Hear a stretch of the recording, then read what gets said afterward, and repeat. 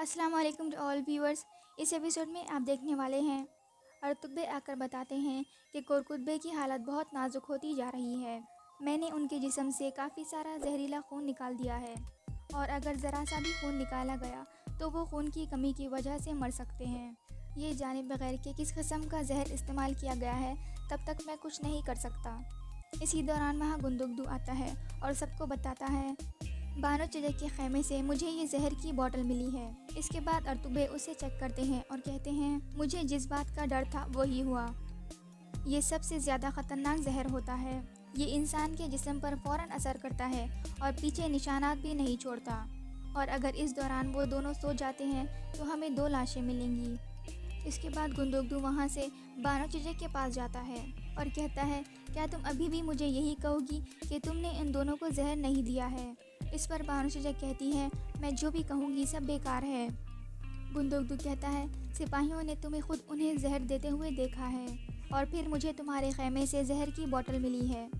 بانو چچا کہتی ہے یہ سب جھوٹ ہے، اگر آپ سچ جاننا چاہتے ہیں تو کوئی اور بھی ہے جو یہ سب جانتا ہے، اور وہ ہے سیل جان۔ آپ اس کے پاس جائیں، وہ آپ کو سب کچھ سچ بتا دیں گی۔ یہ سنتے ہی گندگدو اپنا خنجر نکالتا ہے اور غصے میں وہاں سے چلا جاتا ہے۔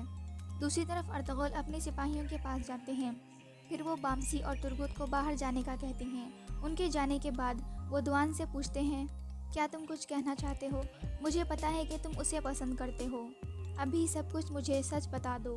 کل صبح بانو چچا سے تفتیش کی جائے گی اور اس کے پاس بہت کم وقت ہے۔ اس پر دوان بولنا شروع کرتا ہے اور کہتا ہے اس سب الزاموں کے باوجود میں اس سے اتنا ہی پیار کرتا ہوں، لیکن ایک بات ہے جو میں نے صرف سیل جان خاتون کے کہنے پر چھپائی ہوئی تھی، وہ یہ ہے کہ آیترن کورکتبے کے خلاف کچھ خطرناک منصوبے بنا رہی تھی اور سیل جان اسے بے نقاب کرنا چاہتی تھی، اور اس مقصد کے لیے وہ اپنا کڑا واپس لانا چاہتی تھی جو آیترن کے خیمے میں موجود ہے، اور اس کے لیے وہ میری اور بانو چچا کی مدد چاہتی تھی۔ اس کے بعد یہ سب کچھ ہو گیا جو آپ بھی جانتے ہیں۔ اس کے بعد ارطغرل وہاں سے چلے جاتے ہیں۔ دوسری طرف گندگدو غصے میں سیل جان کے خیمے میں جاتا ہے اور اس کے گلے پر خنجر رکھ دیتا ہے اور کہتا ہے مجھے سب کچھ سچ بتا دو ورنہ میں تمہیں یہی ختم کر دوں گا۔ سیل جان کہتی ہے دورو خاتون کے مرنے سے پہلے آیترن کے کورکتبے کے ساتھ تعلقات تھے۔ گندگدو کہتا ہے کلمہ پڑھ لو، آج میں تمہیں یہی مار ڈالوں گا، کیونکہ جب تک تم مر نہیں جاتی اس قبیلے میں سکون نہیں آ سکتا۔ سیل جان کہتی ہے ٹھیک ہے، اگر تم مجھے مارنا چاہتے ہو تو مار دو، لیکن اگر تم سچ جاننا چاہتے ہو تو میری پوری بات سن لو۔ اسی دوران ارطغرل بھی وہاں آ جاتے ہیں اور گندگدو کو روکنے کی کوشش کرتے ہیں۔ اس کے بعد گندگدو ایک طرف بیٹھ جاتا ہے۔ پھر سیل جان کہتی ہے میں جانتی ہوں کہ کورکتبے کو بھی آیترن نے ہی زہر دیا ہے۔ یہ سن کر گندگدو غصے میں آ جاتا ہے اور سیل جان سے کہتا ہے میں نے تم پر تقریباً یقین کر لیا تھا، لیکن تمہارے اندر کا شیطان ابھی بھی زندہ ہے۔ آیترن کیسے زہر دے سکتی ہے؟ وہ تو خود زندگی اور موت کی جنگ لڑ رہی ہے۔ لعنت ہو اس دن پر جس دن میں تمہیں اپنے خیمے میں لایا تھا۔ پھر وہ غصے سے وہاں سے باہر نکل جاتا ہے۔ گندگدو کے جانے کے بعد ارطغرل سیل جان سے کہتے ہیں اب مجھے ساری باتیں سچ سچ بتاؤ۔ پھر سیل جان انہیں سارے واقعات کے بارے میں بتاتی ہے۔ اس کے بعد ارطغرل حلیمہ کے پاس جاتے ہیں اور کہتے ہیں میری سیل جان سے بات ہوئی ہے اور اس نے مجھے سب کچھ سچ بتا دیا ہے، اور تم بھی اس بارے میں سب جانتی تھی۔ حلیمہ کہتی ہیں ارطغرل مجھے معاف کر دیں، سیل جان چاہتی تھی کہ ہم شادی تک انتظار کریں، میں آپ کو سب کچھ سچ بتانا چاہتی تھی لیکن میں بتا نہ سکی۔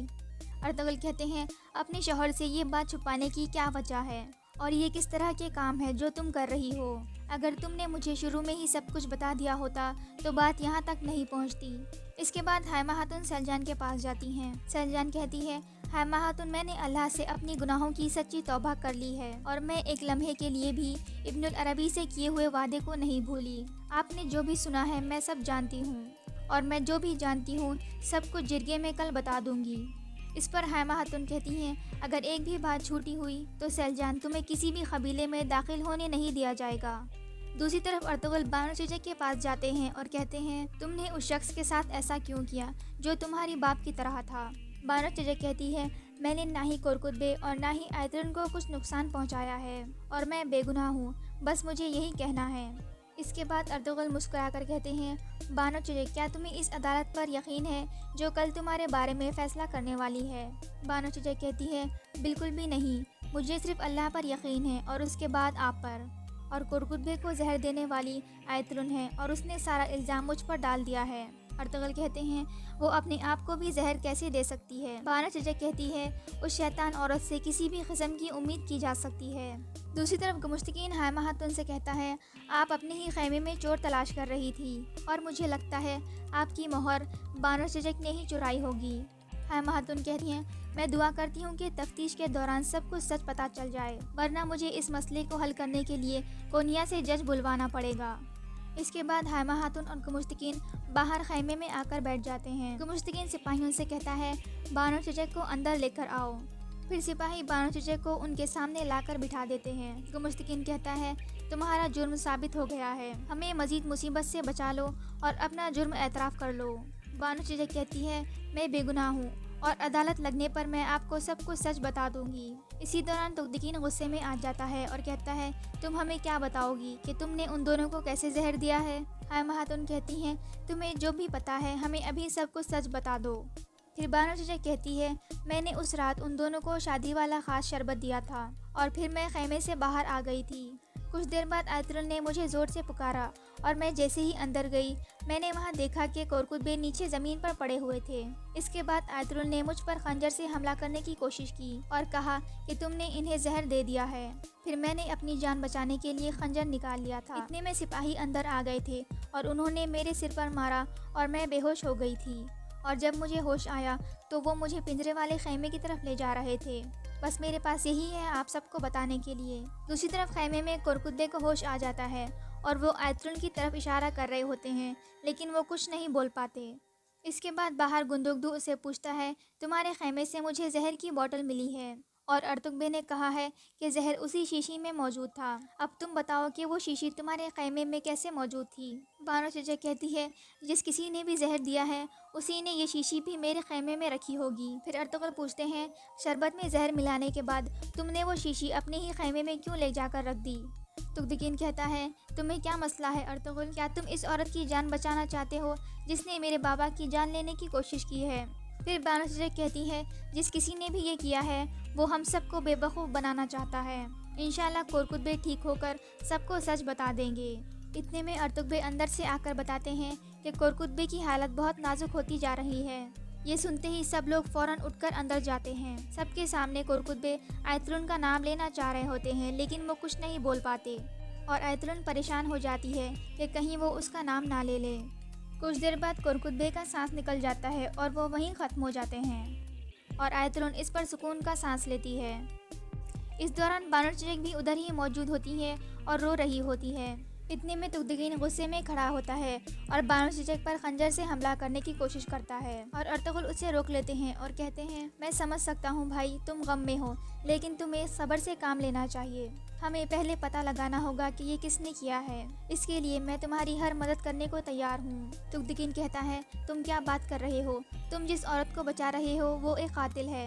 ارطغرل کہتے ہیں میں کسی کو نہیں بچا رہا تغدکین، لیکن میں جانتا ہوں کہ جیسا دکھائی دے رہا ہے ویسا بالکل نہیں ہے۔ اگر تم نے غصے سے کام لیا تو ہم کبھی بھی سچ نہیں جان سکیں گے۔ پھر گندگدو سپاہیوں سے کہتا ہے بانو چچک کو یہاں سے لے کر جاؤ۔ تغدکین کہتا ہے نہیں یہ عورت کہیں نہیں جا سکتی۔ پھر حائمہ خاتون روتی ہوئی آتی ہیں اور کہتی ہیں بہت ہو گیا، یہ تم لوگ کیا کر رہے ہو؟ تغدکین خنجر پیچھے کرو، میرے بھائی کی لاش ابھی یہیں پڑی ہوئی ہے۔ کچھ دیر بعد قبیلے کا ڈھول بجتا ہے اور سارے قبیلے والوں کو بتا دیا جاتا ہے کہ کورکٹ بے اب اس دنیا میں نہیں رہے۔ اس کے بعد بانو چچک کو بھی پنجرے والے خیمے کی طرف لے جا رہے ہوتے ہیں۔ سب لوگ اسے دیکھ کر قاتل کہنا شروع کر دیتے ہیں۔ دوسری طرف آیترل تغدکین سے کہتی ہے جب تک اس عورت کو مار نہ دو سکون سے مت بیٹھنا۔ پھر تغدکین کہتا ہے آج جنازے کے بعد تم نے سب سے پہلا کام جرگہ بلانا ہے، انصاف جلد سے جلد ہو جانا چاہیے۔ دوسری طرف بانو چچک کو دوبارہ پنجرے میں بند کر دیا جاتا ہے۔ بانو دوان سے کہتی ہے دیکھو تمہارا کیا حال ہو گیا ہے، یہ سب میری غلطی ہے۔ دوان کہتا ہے ایسا مت کہو، میں تمہیں ان کی سازشوں کا شکار نہیں ہونے دوں گا۔ اتنے میں تغدکین کا سپاہی بواچ اندر داخل ہوتا ہے اور دوان سے کہتا ہے قاتل کے ساتھ تمہارا کوئی کام ادھورا رہ گیا ہے کیا؟ دوان کہتا ہے جب سچ معلوم ہوگا تو تم اپنے الفاظ کے لیے مجھ سے معافی مانگو گے۔ بواچ کہتا ہے کہیں تمہیں ہی معافی مانگنا نہ پڑ جائے، کیونکہ جو بھی اس عورت کا ساتھ دے گا اسے بھی قاتل سمجھا جائے گا۔ اس پر دوان فوراً خنجر نکال کر اس کی گردن پر رکھ دیتا ہے۔ پھر وہ بانو چچک کے کہنے پر وہاں سے باہر نکل جاتا ہے۔ اس کے بعد گندگدو ارطغرل سے پوچھتا ہے کیا تمہیں یقین ہے کہ یہ لڑکی بے گناہ ہے؟ ارطغرل کہتے ہیں میں حقیقت جاننا چاہتا ہوں بھائی۔ اور جہاں تک میرا خیال ہے آپ بھی یہی چاہتے ہو، اور یہاں یہ ایپیسوڈ ختم ہو جاتا ہے۔ مزید ایپیسوڈ دیکھنے کے لیے اس ویڈیو کو لائک کر دیں اور چینل کو ضرور سبسکرائب کریں، اینڈ تھینکس فار واچنگ۔